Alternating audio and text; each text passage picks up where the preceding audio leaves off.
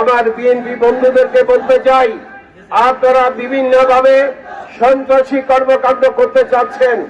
এই রামপুরের ছোট্ট একটি জায়গা থেকে হঠাৎ করে বেড়ে হাই রোড এবং ইসলামপুর রোডে, তাকিয়া রোডে আপনারা গাড়ি ভাঙচুর করেন। আপনাদেরকে আমি সতর্ক করে দিতে চাই, এই ধরনের ঘটনা যদি করেন, আমাদের ছাত্রলীগ যুবলীগ আপনাদেরকে রামপুরের মধ্যে গিয়ে সেটার কঠিন জবাব দিবে।